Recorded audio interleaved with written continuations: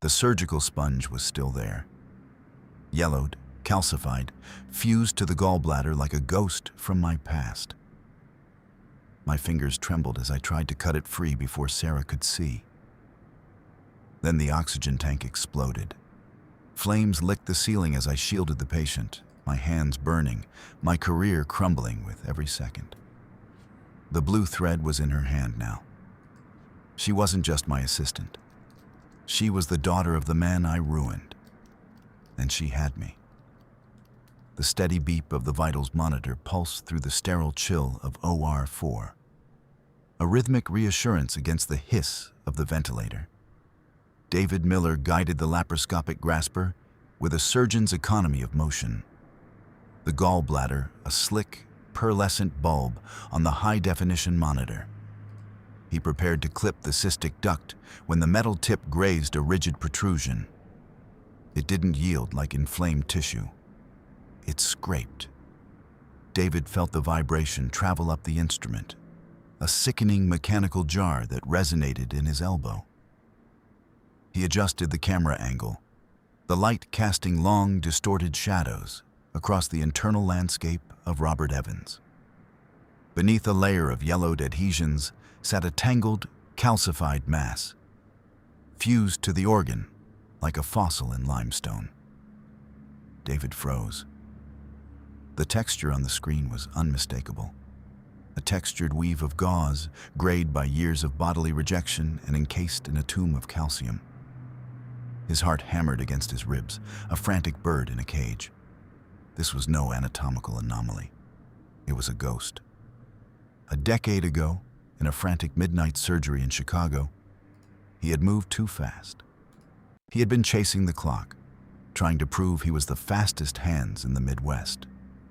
He had left a piece of himself behind, and now, 10 years later, in a completely different city, the bill had come due. Suction, David muttered. His throat tightened against the scent of cauterized flesh and the sharp, nose-stinging tang of bleach that always seemed to permeate the hospital air. He felt the sweat beginning to itch under his cap. "Dr. Miller?" the scrub nurse asked, her gloved hand hovering over the tool tray. "Everything okay?" "Pass me the Maryland." David didn't glance up. He nudged the foreign object. It sat right where the gallbladder met the liver bed, a jagged monument to a mistake made a decade ago. He recognized the scarring pattern. He'd seen it in the old charts from Robert's previous appendectomy. The realization hit him like a physical blow to the stomach. Every choice he had made to hide that error, every extra minute he spent scrubbing his hands until they bled, had led to this exact moment. The routine cholecystectomy was gone. In its place was a ticking bomb of his own making. If he removed the mass, the pathology lab would identify it within hours. The report would trigger an inquiry. His career, his reputation, the carefully constructed facade of the perfect surgeon. It would all dissolve like salt in water. David's hands, usually as steady as stone, developed a microscopic tremor. He gripped the handles of his instruments until the plastic groaned, forcing his muscles to lock. He had to dissect it. He had to find a way to cut this rot out and bury it before anyone else saw what it truly was. He was a master of precision, and now he would have to use that mastery to perform the most delicate lie of his life. The air in the OR felt heavy, thick with the hum of the cooling fans and the rhythmic thud hiss of the bellows. David leaned in, his eyes fixated on the monitor. He began the agonizingly slow process of separating the calcified sponge from the gallbladder wall. Every snip of the scissors felt like a confession. He worked with a frantic, desperate precision, his mind racing through a dozen different ways to explain the anomaly if he was caught. A rare teratoma, he thought, a bizarre parasitic calcification. But he knew the truth was written in the blue detection thread he could just barely see peeking through the calcium crust. He grabbed a handful of surgical gauze with his left grasper, ready to shroud the relic the moment it came free. He couldn't let Sarah Jenkins see it. Sarah, his lead assistant, was standing just inches away. He could feel her presence, a cold pressure on his right side. She was sharp, too sharp. She watched his hands with a predatory focus, her own movements perfectly synchronized with his. He felt like a man trying to hide a bloody knife while the police chief watched him wash his hands. "The tissue is unusually dense here, Dr. Miller," Sarah remarked, her voice flat and clinical. She stepped closer, her shoulder almost brushing his. She adjusted the overhead lamp, the bright beam swinging across the field, illuminating the very spot David was trying to keep in shadow. "It looks almost structural. Should we transition to an open procedure to get a better look?" "No," David snapped, the word coming out sharper than he intended. He forced a breath, trying to modulate his tone. "I can manage. The patient's BMI makes an open incision a higher risk for infection. We stay the course." He pushed the gauze forward, using it as a screen. His fingers ached from the tension. He was wrestling with more than just tissue.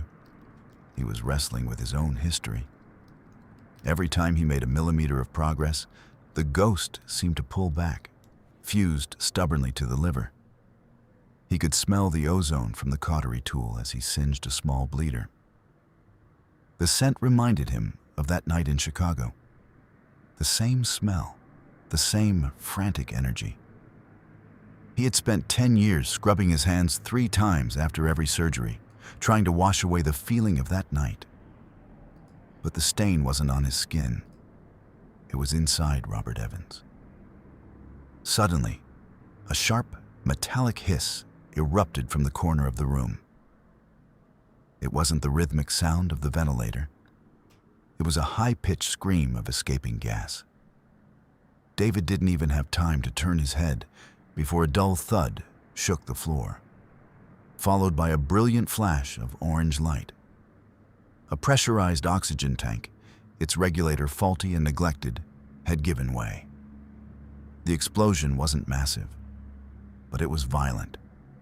A section of the ceiling tile shattered, raining white dust and jagged plastic down onto the sterile field. A small, hungry fire began to lick at the curtains near the anesthesia station. The alarm system began a piercing, rhythmic wail that vibrated through David's skull. "Fire!" someone shouted. The room dissolved into a blur of motion. David didn't move away from the table. While the nurses scrambled for extinguishers and the anesthesiologist ducked, David threw his weight across Robert's exposed abdomen. He felt the heat of the flash on the back of his neck, the smell of scorched dust filling his lungs. He grabbed a heavy lead apron from a nearby rack and draped it over the patient's torso, shielding the open wound from the falling debris. With his foot, he kicked a rolling equipment cart, sending it crashing into the path of the spreading flames to create a temporary barrier. He reached for a CO2 canister mounted by the door, pulling the pin with a jerk that tore his glove.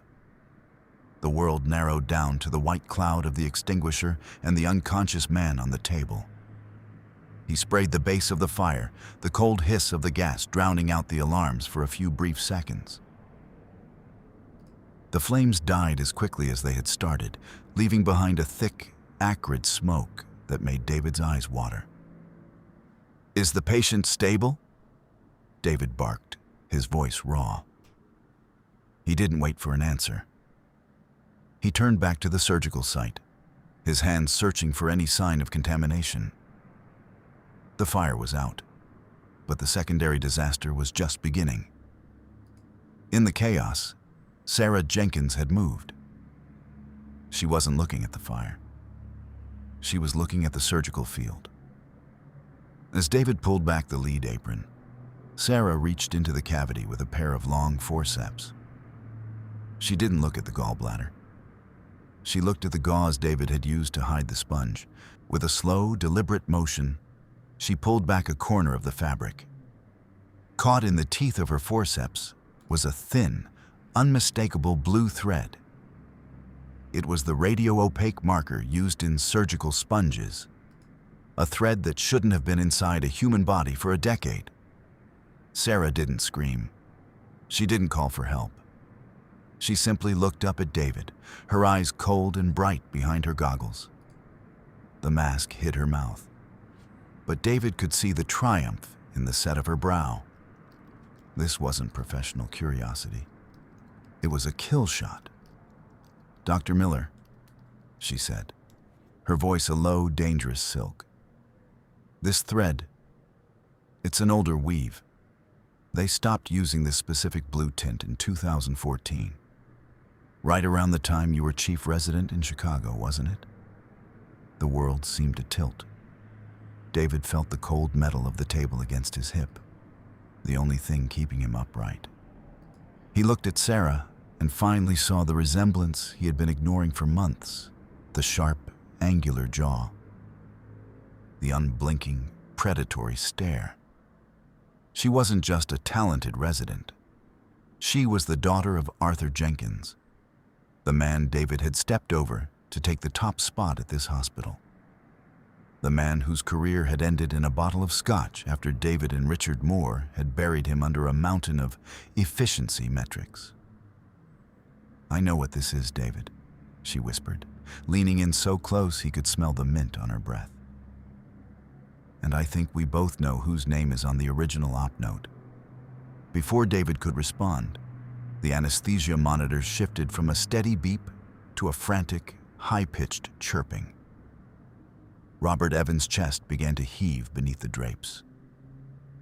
"He's crashing," the anesthesiologist yelled, his hands flying over the dials. "Blood pressure is bottoming out. Heart rate is 160 and climbing." The disturbance of the calcified mass had done more than just reveal a secret.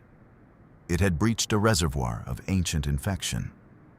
10 years of trapped bacteria and toxic byproducts were suddenly flooding into Robert's bloodstream.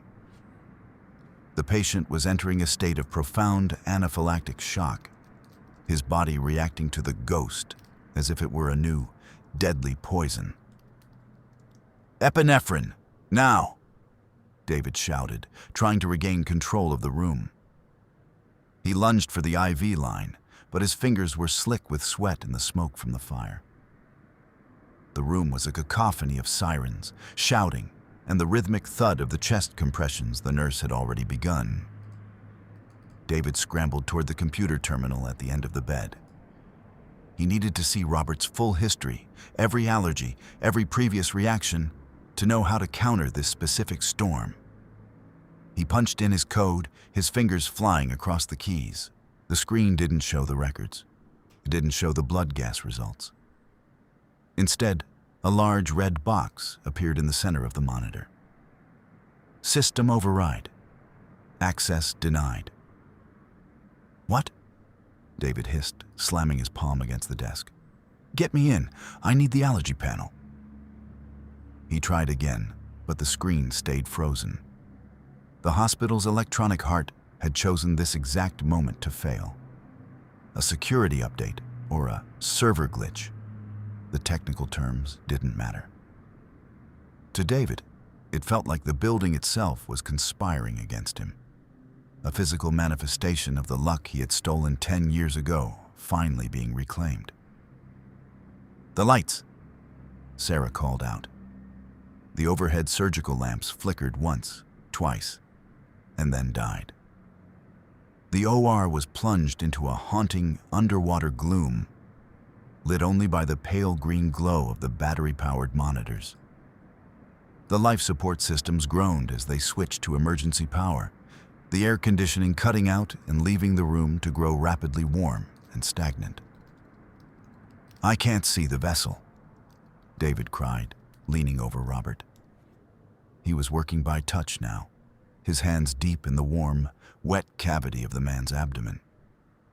He could feel the pulse in the hepatic artery, weak, thready, like a dying bird. In the near darkness, The door to the OR didn't just open, it was kicked. A man stood in the threshold, silhouetted against the bright hallway lights. He was wearing an oversized army jacket, his beard a wild thicket of gray and brown.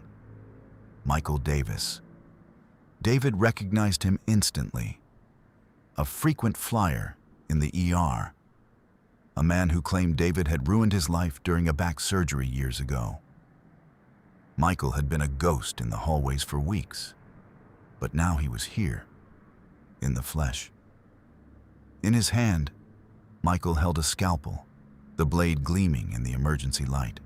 "You don't get to save him!" Michael screamed, his voice cracking with a decade of accumulated pain.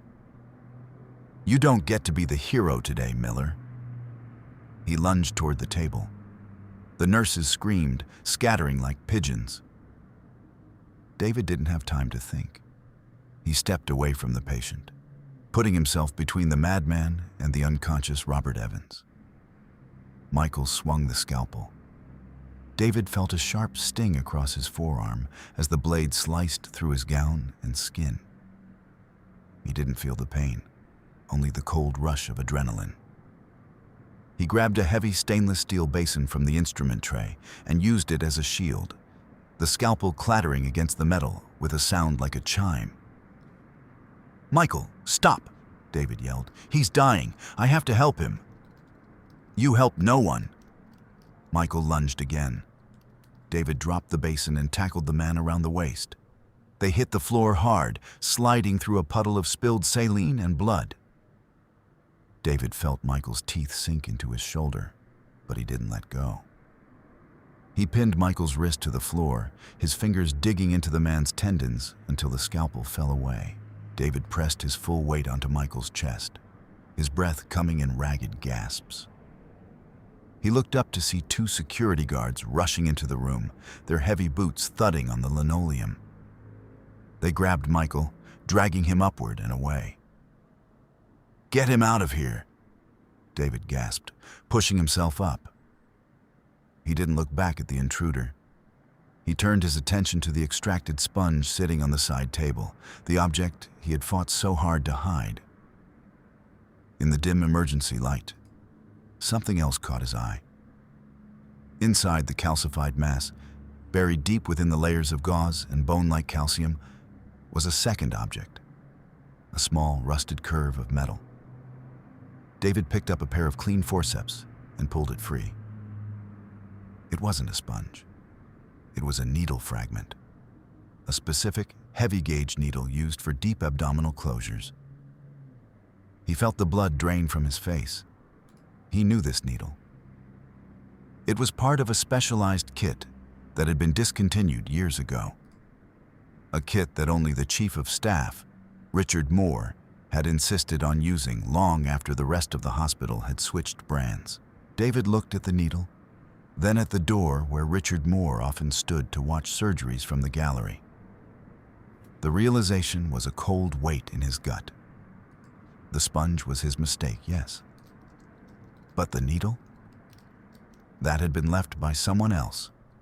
Someone who had assisted him during that frantic night in Chicago. Richard hadn't just mentored him. He had shared the crime, and he had let David carry the guilt alone for 10 years, using it as a leash to keep him loyal. "Dr. Miller." Sarah's voice snapped him back to the present. "The artery, it's gone." The decades of infection had finally won. The hepatic artery, weakened by the constant irritation of the calcified sponge, had finally eroded through. A fountain of dark, hot blood erupted from the site, drenching David's front and filling the abdominal cavity in seconds. "Suction! I need more suction!" David screamed. But the suction canisters were already full, and the pumps were struggling on emergency power. He was drowning his patient in his own blood. Through the observation window above, a new figure appeared. Thomas Wright, the hospital's legal counsel, stood like a gargoyle in the glass. He wasn't wearing scrubs. He was wearing a charcoal suit, and in his hands he held a tablet, its screen glowing as it recorded every second of the disaster. He wasn't there to help. He was there to document the exact moment David Miller became a liability to be discarded. "I need a bypass shunt," David yelled, his voice cracking. "Now! If I don't get blood to the liver, he's dead in 3 minutes." He reached for the tray, his fingers searching for the delicate plastic tubing. But as his hand closed around the shunt, a cold, firm grip clamped onto his wrist. Sarah Jenkins wasn't helping. She was holding him back. "Don't," she whispered. Her eyes were wide, fueled by a decade of her father's bitterness. "Let him go, David. Let it all end here. If he dies, the investigation dies with him. You can walk away. I'll make sure the report says it was the fire. An act of God. Let go of me, Sarah." David struggled, but she was younger and stronger than she looked. They leaned over the open body of Robert Evans, a silent, grotesque wrestling match over a dying man. "Think about it," she hissed. "My father lost everything because of you. Now, you can give it back. Just stop. For 1 minute. That's all it takes." With a violent jerk, Sarah swung her arm, her elbow catching the instrument tray. It flipped with a deafening crash, sending the sterile shunts, clamps, and needles skittering across the blood-slicked, contaminated floor. David looked down at the floor, then at the monitor. The steady beep of the heart rate had slowed to a rhythmic, agonizingly long pause. Beep, beep. "He's in arrest," the nurse cried. "Starting CPR." The anesthesiologist began to pump the manual bag, the whoosh hiss of air the only sound in the room besides the thud of chest compressions. The lead nurse, a woman who had worked at the hospital for 30 years, looked at the ID badge she had pulled from Robert's personal effects during the intake. Her face went pale. "Dr. Miller," she whispered, her voice trembling. "You need to see this." She held up a second ID card, one that hadn't been in the official file. It was gold-bordered, with the seal of the State Medical Board. Robert Evans, Senior Investigator, Malpractice Division.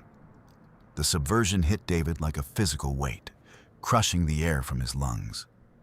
The man he had been trying to save, the man whose life he had been willing to lie for, was the very man sent to destroy him. This wasn't a random surgery. It was a sting. A high-stakes trap designed to see if David Miller would choose the truth or the cover-up when the pressure was highest. And David had already chosen. The gauze, the hidden sponge, the struggle with Sarah. It had all been recorded by the man on the table and the lawyer in the window. He's flatlining. The monitor let out a single, continuous tone. A flat, unwavering line of green light stretched across the screen. David looked at Sarah. She had let go of his wrist, her face a mask of sudden, dawning horror. She hadn't known either. She had been trying to kill a man who was her only chance at justice. "Move," David said. It wasn't a request. It was a command. He didn't look for a new shunt. He didn't wait for the lights. He reached into the pool of blood, his fingers moving by instinct, by the memory of 1,000 surgeries. He felt for the jagged edge of the torn artery. He didn't need to see it. He could feel the pulse of the dying vessel. With a swift, blind motion, he performed an arterial tie-off, a no-look maneuver that was technically impossible, a feat of pure surgical intuition. He felt the vessel yield, then hold. The fountain of blood narrowed to a trickle, then stopped. "Get the bypass cart," he roared. "I don't care about the floor. Get me a clean line." He didn't hide the sponge this time. He picked it up with his bare, blood-stained hand and held it up toward the observation window, toward Thomas Wright and the recording cameras. "This is a surgical sponge," David shouted, his voice echoing in the sterile chamber. left in 10 years ago, and this," he held up the rusted needle fragment, "is a closure needle from the Chief of Staff's private stock. Document it. Put it in the log, every word of it. He spent the next 4 hours in that dark, hot room. He didn't leave when the backup generators sputtered. He didn't leave when his own hands began to cramp.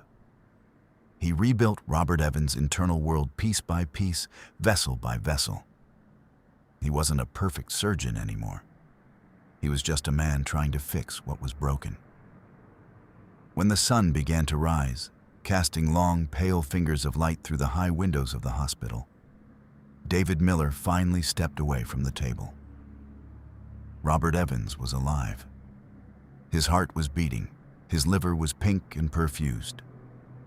David walked out of the OR, his gown a map of blood and failure. He didn't go to the locker room. He went straight to the boardroom, where the hospital directors and Richard Moore were already waiting. He placed the rusted needle on the mahogany table. It looked small and insignificant against the polished wood. 10 years, David said, his voice quiet but steady. "We've been scrubbing for 10 years, Richard. But the smell doesn't go away, does it?" Richard Moore didn't look at the needle. He looked at his own hands, his fingers tapping a rhythmic pattern of 4 on the table. Tap, tap, tap, tap. "I'm done," David said. He took his medical license, the heavy, laminated card he had carried like a shield, and laid it next to the needle. "I'm going home." He walked back to his office one last time. It was a corner suite, filled with awards and leather-bound books. He didn't take any of them. He only took a small, framed photo of his wife, Jennifer, and a single box of ethics textbooks he had bought years ago and never opened. The office felt cold, stale, like a tomb that had finally been opened. He realized he didn't miss the prestige. He didn't miss the power. For the first time in a decade, he could breathe without feeling like he was suffocating on his own secrets. He met Jennifer in the parking lot. She was leaning against their car, the morning sun catching the stray threads on her sweater. She smelled like lavender and home. "Is it over?" she asked. David looked back at the hospital, the massive, sterile building that had been his entire world. He saw the clocks through the lobby window, still 12 minutes behind, still refusing to acknowledge the truth. "Yeah," David said, sliding into the passenger seat. "It's over. I think I'd like to teach for a while. Somewhere quiet." As they drove away, David looked at his hands. They were clean, not because of the soap or the brushes, but because he had finally stopped trying to wash away the past. He was David Miller. He had made a mistake, and for the first time in his life, he didn't have to hide it. The weight was gone. The ghost was laid to rest. And as the hospital faded into the rearview mirror, David Miller finally felt the hum of the world. Not as a symptom of anxiety, but as the steady, rhythmic pulse of a life finally being lived in the light.